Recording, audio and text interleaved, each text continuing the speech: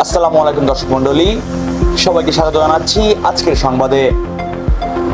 ডেঙ্গুতে আরো 2 জনের মৃত্যু, আক্রান্ত 1218। গত 24 ঘন্টায় সারা দেশে এডিস মশাবাহিত রোগ ডেঙ্গুতে আরো 2 জনের মৃত্যু হয়েছে। একই সময়ে দেশে নতুন 1218 জন ডেঙ্গু রোগী হাসপাতালে ভর্তি হয়েছেন।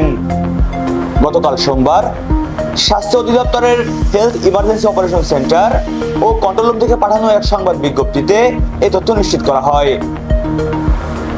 সারা দেশে দিনরাতের তাপমাত্রা অপরিবর্তিত থাকতে পারে।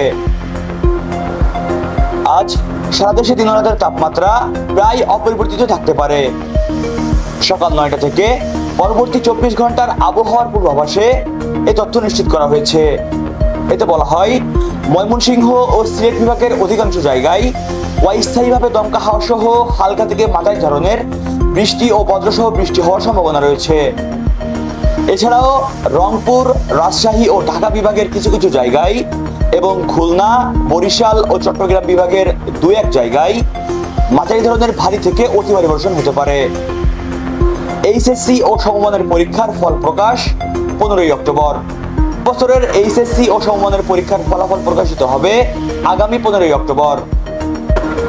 আজ সোমবার সন্ধ্যায় ঢাকা শিক্ষা বোর্ডের চেয়ারম্যান ও আন্তঃশিক্ষা বোর্ড সমন্বয় কমিটির সভাপতি তপন কুমার সরকার গণমাধ্যমকে এই তথ্য নিশ্চিত করেছেন। আগামী 15ই অক্টোবর বেলা 11টায় নিজস্ব বোর্ডের চেয়ারম্যানরা তাদের কার্যালয় থেকে একযোগে ওয়েবসাইটে এই ফলাফল প্রকাশ করবেন।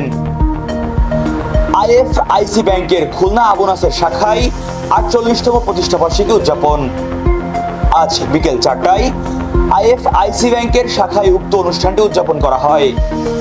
উক্ত অনুষ্ঠানে উপস্থিত ছিলেন উক্ত ব্রাঞ্চের ম্যানেজার, সহকর্মী, গণ্যমান্য ব্যক্তিবর্গ এবং বিভিন্ন শ্রেণীর ব্যবসায়ীরা।